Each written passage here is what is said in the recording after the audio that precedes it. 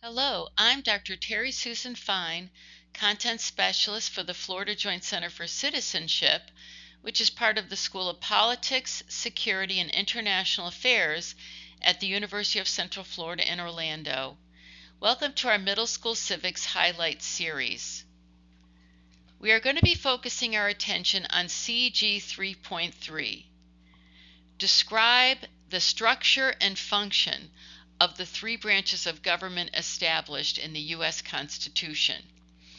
In Part 2, students compare the roles and responsibilities of the three branches of government. In Benchmark Clarification 2, students will compare the roles and responsibilities of the three branches of government, and we ask ourselves, what are those roles? So let's begin with the roles and responsibilities of the three branches of government. Each branch of the United States government has its own set of jobs and responsibilities. The Constitution sets up a system of checks and balances that allows each branch to limit the power of the other branches. This is the concept of limited government. This means that each branch has its own power, but part of the power that each branch has is the power to have a say in how other branches function. Now, these checks and balances are not the same across the three branches of government, but nonetheless, there are checks and balances between all the branches of government, which thus limits the power of any one branch of government. Checks and balances prevent any one branch from becoming too powerful. We're going to next look at a chart that describes one of the roles of government and illustrates how the system of checks and balances works. We're going to be focusing on a case study looking at the lawmaking process. The lawmaking process is, for many people, the most important power of the legislative branch. The legislative branch has other powers as well, such as the power of holding government officials accountable through impeachment and removal, or confirming nominations to ambassadorships, U.S. Supreme Court justice, and cabinet officials. But the lawmaking process takes up the bulk of Congress's work. And so looking at lawmaking, the legislative branch makes the laws by 50% of each House of Congress having the power to say yes or no to a proposed bill. Once at least 50% of each House of Congress approves of a proposed bill, it goes to the president. Now, the president can veto that bill. That is a power that is unique to the president. But if the Congress disagrees and strongly disagrees with the president's decision to veto the bill, then with 2/3 majority in each House of Congress, the Congress can override the veto. So note the differences in percentages. 50% plus 1 from each House of Congress pass the bill, but 2/3 of each House of Congress override the bill. Because think about it from this perspective. The president is responsible for enforcing the law. So if Congress overrides the president veto, then Congress is telling the president that he must enforce a law that he specifically rejected.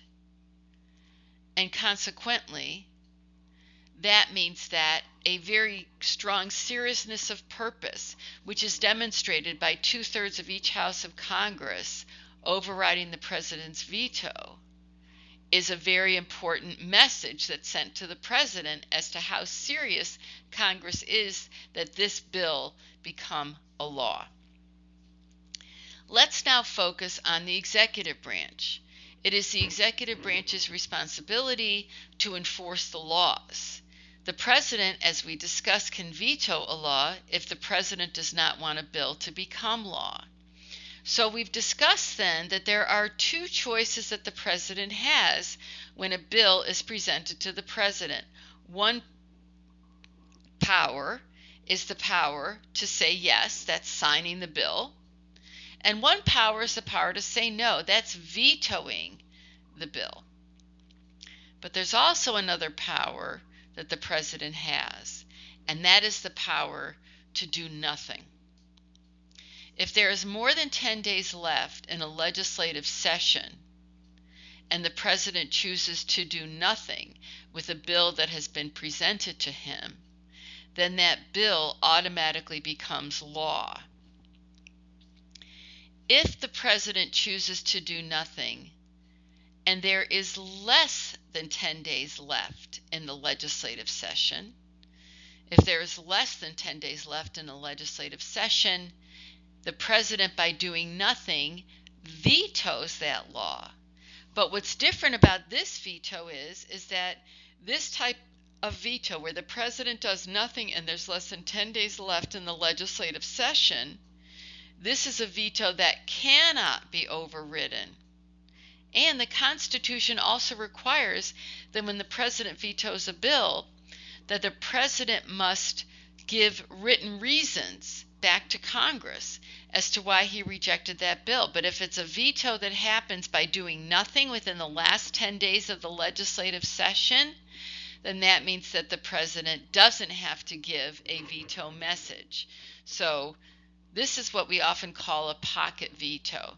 Now, the word pocket veto does not appear in the Constitution, but it's really a metaphor for how we tend to set things aside and not pay attention to them. So if somebody were to give me something to do, and it's a task that doesn't need my immediate attention, I might put it in my back pocket. Meaning I might put it someplace that I don't see it, that I don't have to think about it for now. I'm going to put it in my back pocket. And it means that I might forget about doing that task because it lost priority to me. So a pocket veto, in essence, is the president is given less than 10 days to act on something. The president doesn't want to sign the law, and the president puts it in his back pocket. In other words, he just puts it in his back pocket so he doesn't have to think about it. But it also cannot be vetoed because Congress didn't do its due diligence by making sure that the president had enough time to read a bill that he's being asked to sign.